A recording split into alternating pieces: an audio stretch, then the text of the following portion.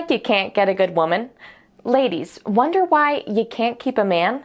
Then read The 4 Women That Men Desire, Volume 1, by Sirwalterj to figure out how to break the cycle. Go to Amazon.com to get your copy today. Hey, y'all doing all right? Good. Listen, it's me. I'm here. I, not too long leaving my daddy on Father's Day. Enjoyed my time with him and my family. It was great. It's always good to be together. We are a very close-knit family, which reminded me that there is a great relationship between two people, whether it's the father between the children or the mother between the children or the husband and wife or the mother and the auntie. I don't know how you feel, but typically we look at the greatest relationship based off of our dynamics or how we feel emotionally or what we see that's pasted on our televisions and our technologies. But God showed us the great relationship, and the greatest relationship is between a father and son. And we got scripture to back it up, and we've got proof to back it up. It's just that women don't like to hear that because they don't see it. It doesn't matter what you see in men who may fall short. Still, the greatest relationship is between a father and son. See you in 60. You good. Don't stop it. Bass. It's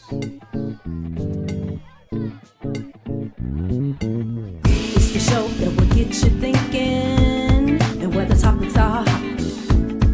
Feel free to comment whether we agree or not, 'cause he's got something to say. Sirwalterj.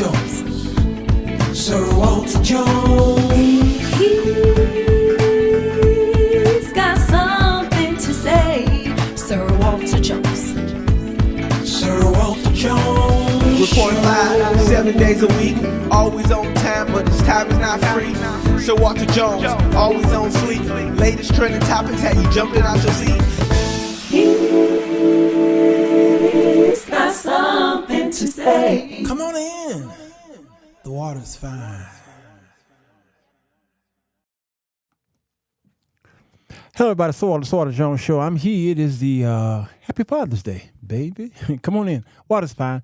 Yeah, that relationship between a father and son is a wonderful one. And it appears that we see that in the scriptures through men and how God took men through journeys because Abraham had a son. I'm talking Isaac, the promise. And that close relationship, the fact that God told him to do something and Abraham obeyed it. I can only imagine what was going through his mind. The son that you gave me, that you promised me, now you want me to take away.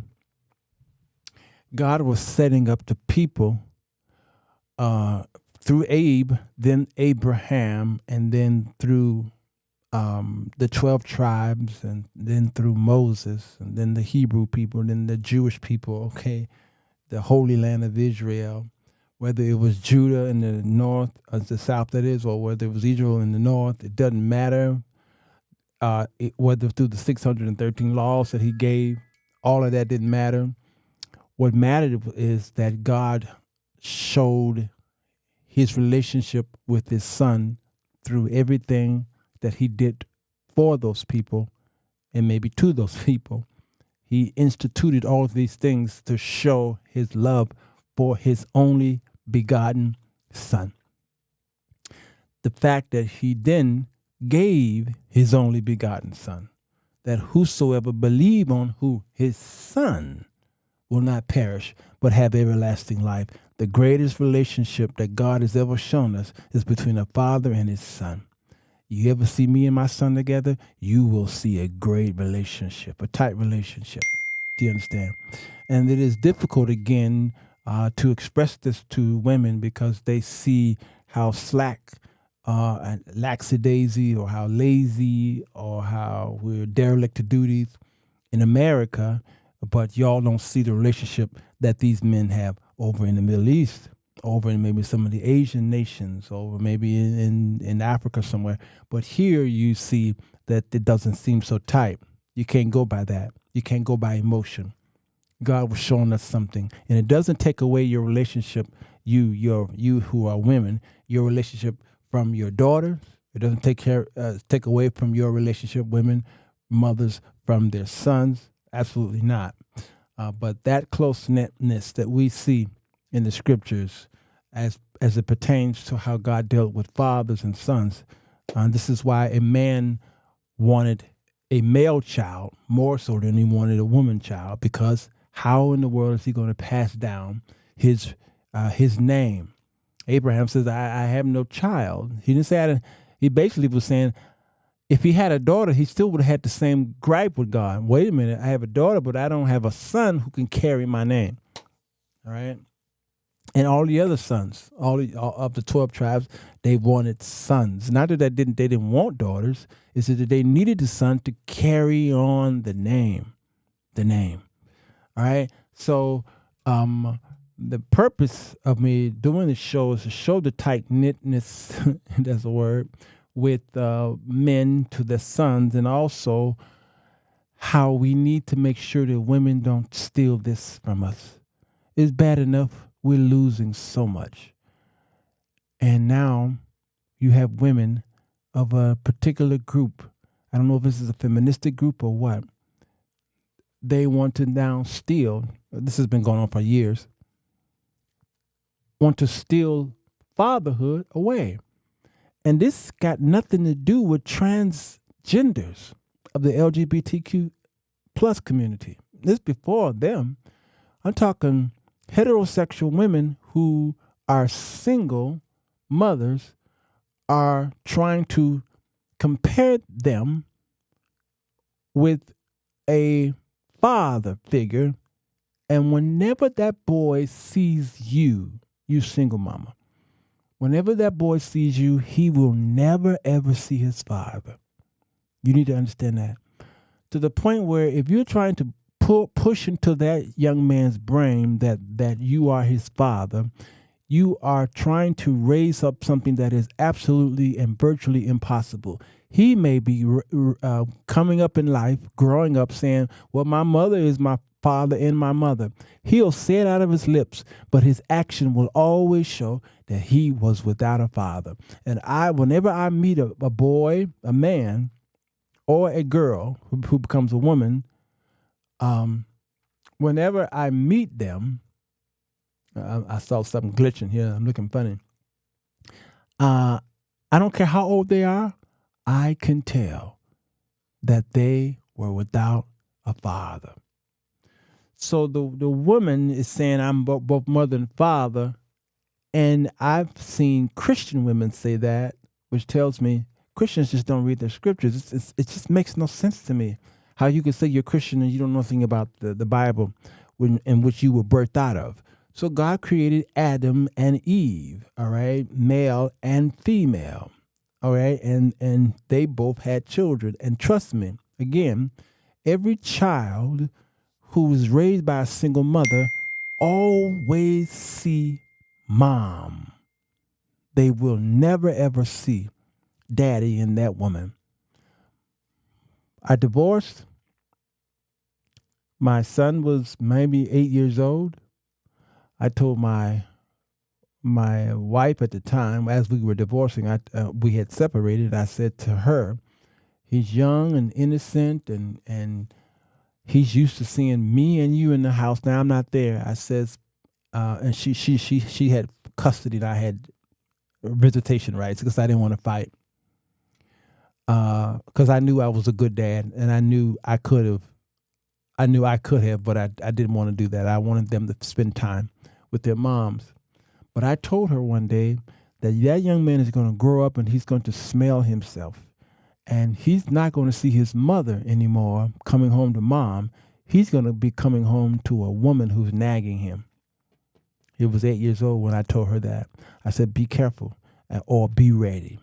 When he turned 13, 14, he let her know. He was doing all kind of crazy stuff. He was stealing the car. He was coming in late. He probably bringing girls in the house. He was doing all kind of things because he was rebelling.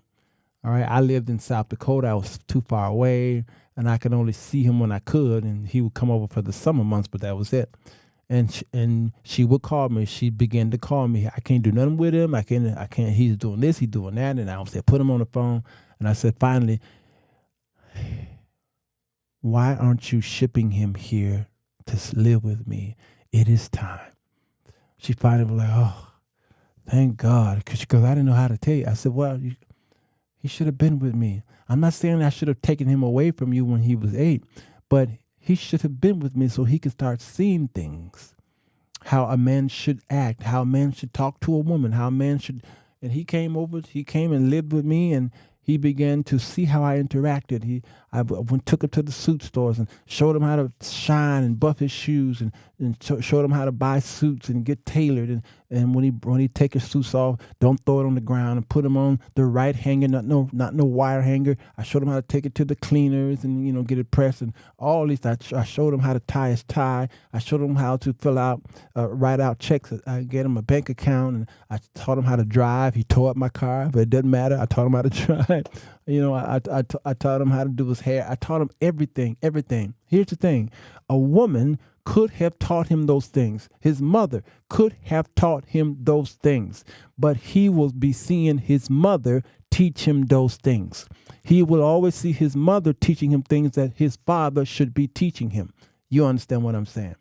He sees his mother doing it. He doesn't see his father doing it. So it doesn't make sense for his mama to take him to do all this stuff with the suits and tie and all that stuff, and he don't ever see it on a man, or he doesn't see a man taking him to do those things. And the man is wearing them, and now he's wearing them. It's something psychological that turns on in him, more so than if a woman did it. A woman could teach him how to cook. It doesn't matter what she does. She can do all these things for him. But it has a bigger impact when a man teaches him the things that men should be teaching him to do. Do you understand? So we women are trying to now take that away from us. Fatherhood, well, you can't do it. It's virtually impossible to do that. And there are songs out there. I went on Google and I wanted to know Father Day songs. Well, as y'all know, the black community, especially urban radio, play songs about father. Papa don't take no mess. Papa was a rolling stone. Dance with my father. These are sad songs. Dance with my father, he dead. And the other songs, father's cheating. All right, rappers come out with songs about mama and talk down about the father. Daddy wasn't there. Dear mama, I appreciate you because daddy wasn't there. And this is what we did. So downing fathers is in our culture. It's in our songs. It's in our television. It's in media.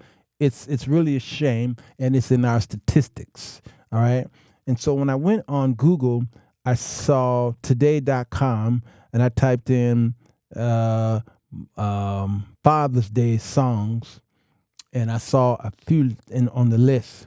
And here's what today.com says: 35 Father's Day songs to play for your dad. Oh, wow. I didn't even know it was that many. It's 35, y'all. But that doesn't mean that all 35 are great.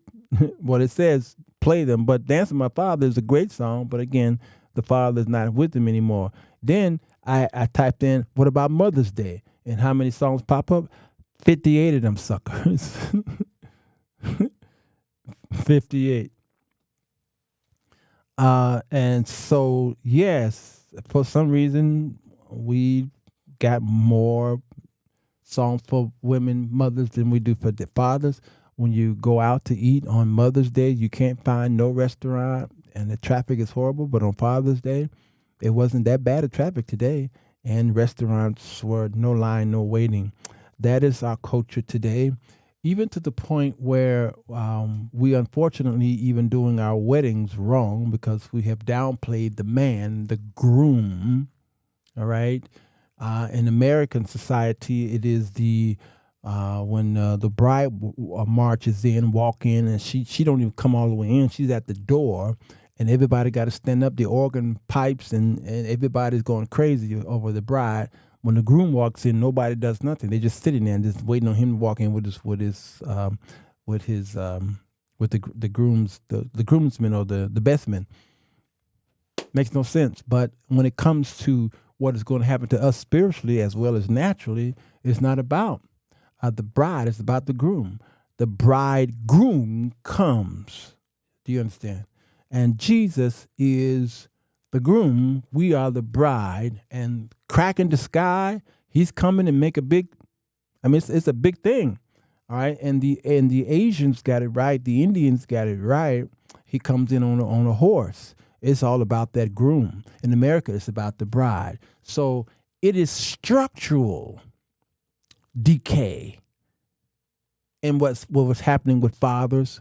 And then there was the government made sure that the decay continued in the black community through redlining and through what's called steering and through blockbusting and through the public aid system. The housing situation and going and being turned down for a bank loan due to wanting to open up a business and all these things and a no man in the house rules. All these things helped to break up the family. So many of the single women, mothers that is, are single today because the government also played a hand in it. They helped. All right? They helped. So when you see a good man, a good father, like my father, you go crazy, like, oh my God, he's a good man, he's a good man. Even with me, people say, you are such a good man, oh man. The reason why people are going crazy over a good father like me, my brothers, and my dad is because they don't see much of it. And I have mixed emotions about it. Somebody put up a post here, a dear friend of mine, an old friend, Tabby, put up this post here. She was my neighbor when I was young. Asked the question, should single moms celebrate Father's Day? Well, single moms should celebrate Father's Day, absolutely, but not as the father. All right. And then we got some brilliant comments here, responses. I thought Father's Day was about fathers. Doesn't a single mom have a father to celebrate? I love it. Sharon, my dear friend Sharon Ruff, Veronica says, no, they have Mother's Day. Dave Felton, look what Dave Felton says. At this point, if that makes her feel relevant, fly the flag. Not only is it disrespectful to the men that do, it's very disrespectful to the ones who have done for her. We celebrate the efforts single women have to make, but to feel the need to be celebrated is just arrogance and being vengeful. You got a need to every time something pop up, you got to be celebrated. I'm agreeing with Dave. That is straight arrogance. All right. And the rest of these are pretty good. And you had maybe one or two said, yeah, I can be a mother. I could be a father and a mother. I feel if that's the way she's looking at it, have your way. Fathers will be celebrated no matter who's celebrating that day. The fathers that do will be celebrated. Okay. I could say a lot, but I wasn't. Okay. See, you're gonna have one. You're gonna have one or two that's gonna say, sure, I can be a father. It is a travesty. All right, so I didn't want to go long today. I just wanted y'all to see that something needs to happen with the dynamics. What's happening here with single moms is that what they're also doing is they're raising, especially young men, but they're raising these young men to be their husbands and boyfriends.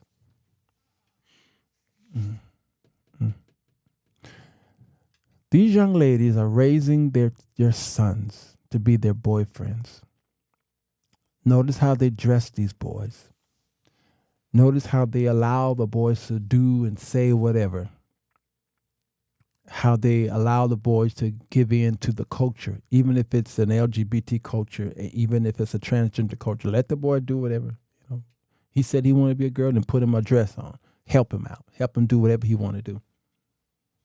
That's a controversial thing, especially living in this liberal world that we're in today. But the softening of our boys through the rearing up of single mothers is very difficult. And my friend Jarrell Watson was talking to me today, and he was like, he was at a party yesterday with a bunch of fathers and whatever, and this single mom was telling the boy to do something and do this and do that. And a man walked up to her and says, and let me see if I can quote what he said. The man walked up to her and says, "You are trying to raise a boy, you're trying to raise up a man in whom you will never date." It was very profound.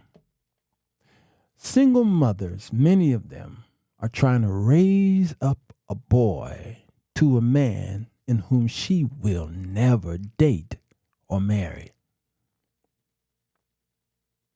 And she don't even realize the damage that she's doing to him.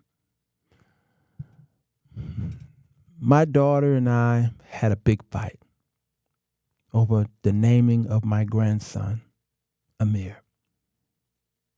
And I had to step back. I was angry. My daughter named, Amir's first name was Loyal. Loyal, his middle name is Amir. So y'all always know him as Amir.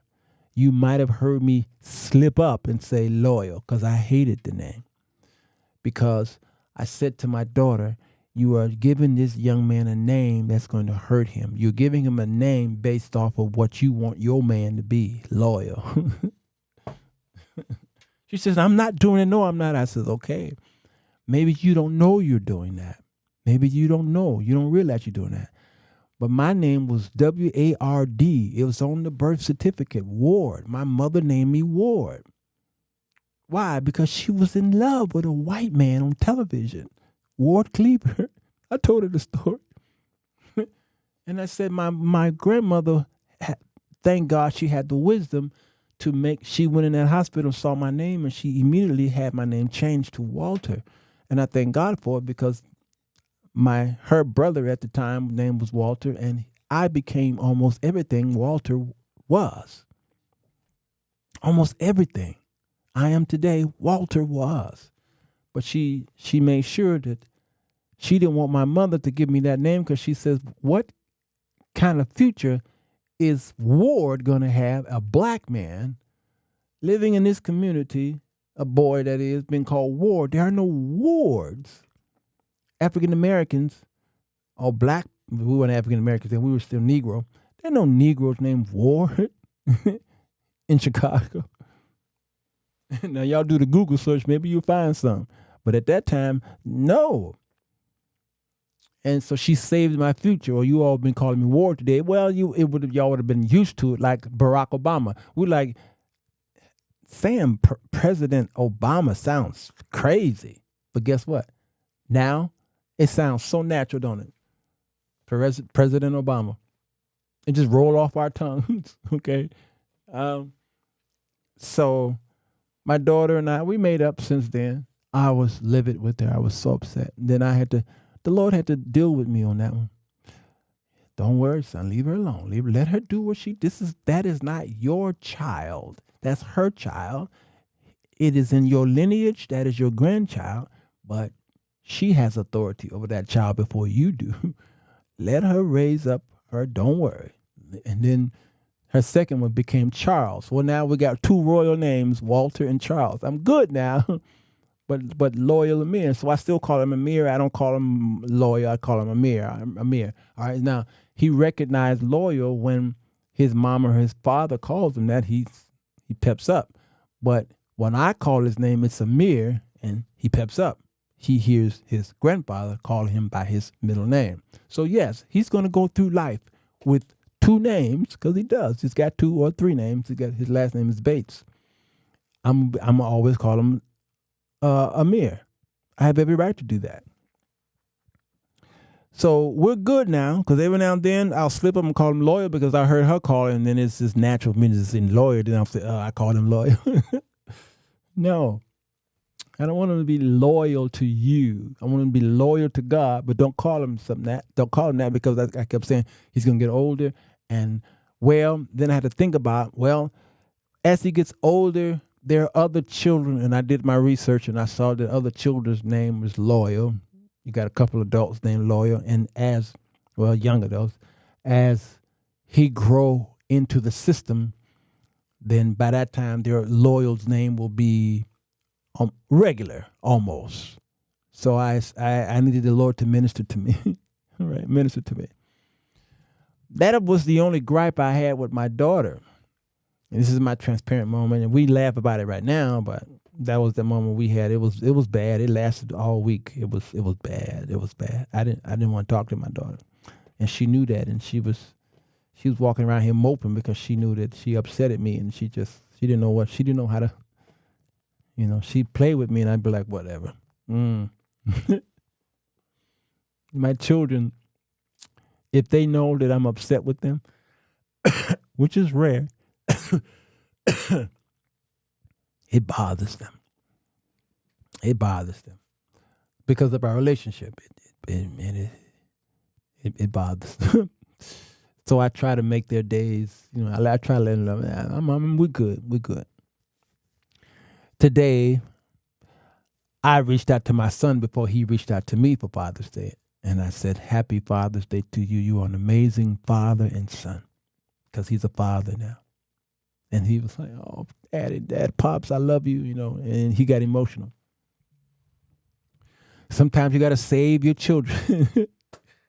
You got to jump in there first. Because sometimes, especially sons, don't really know they don't know what to say. So sometimes you got to take the first step. All right.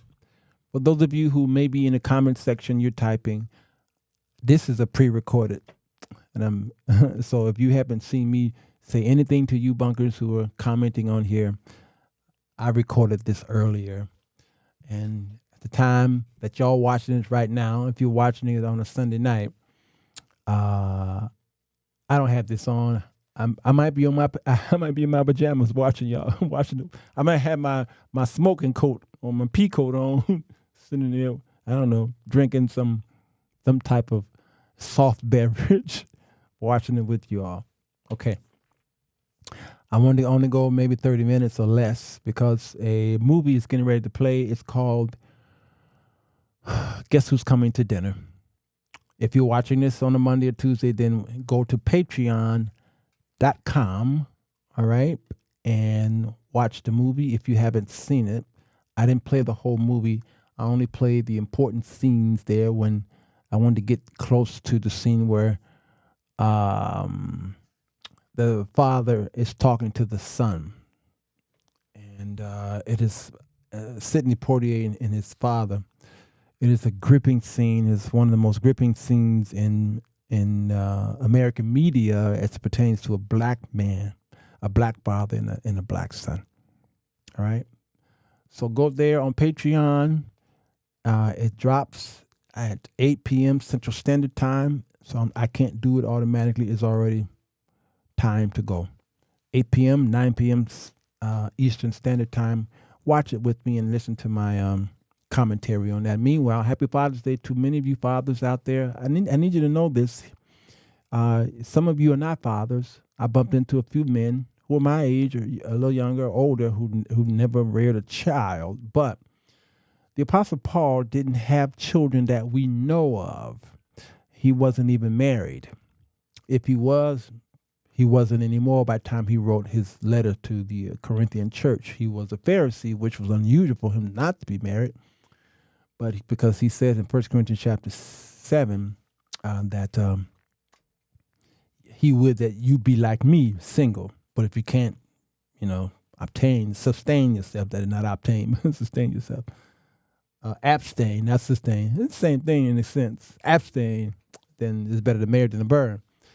But he said something. He says that although we have many instructors or teachers, we don't have many fathers. He says, so I will father you. And he adopted, in a sense, Timothy and Titus and a few other people. And so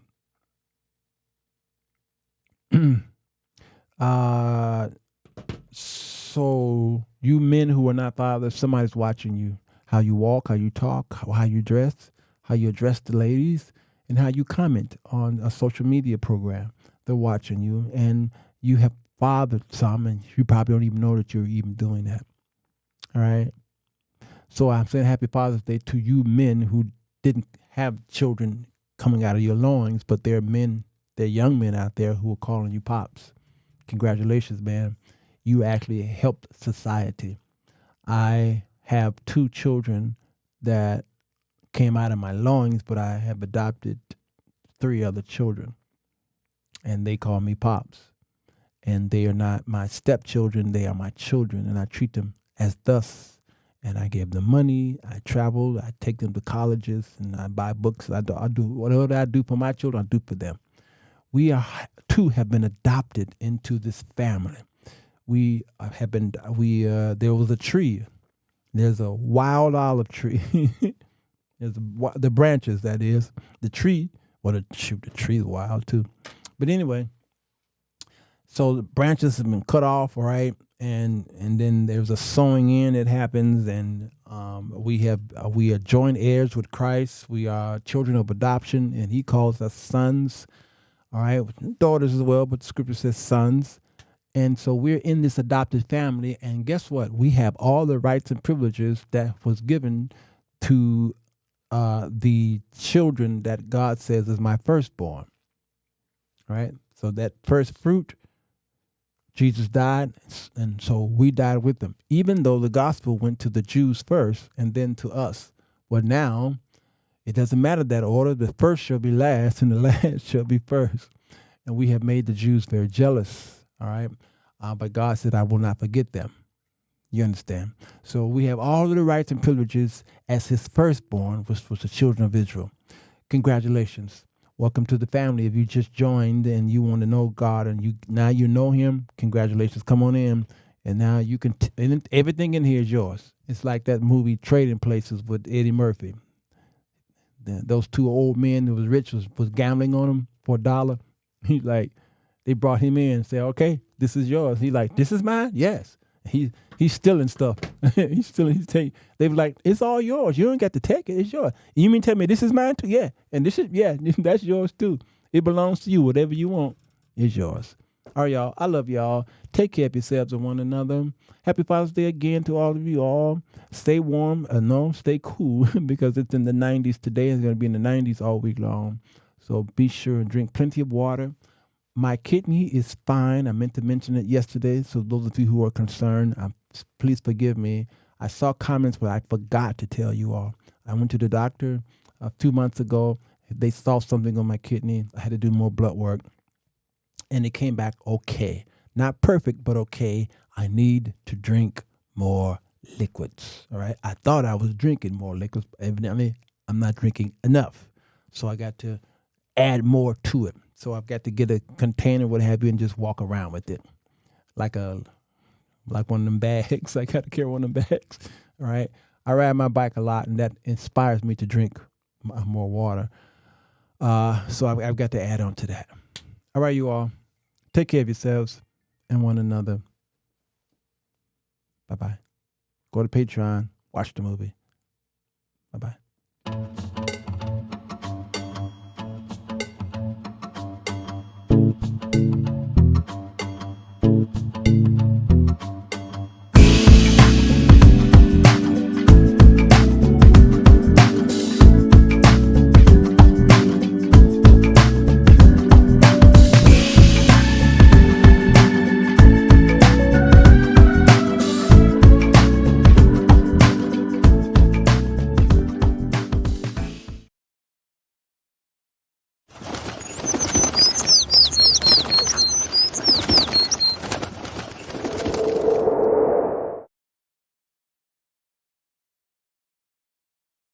It's 10 p.m.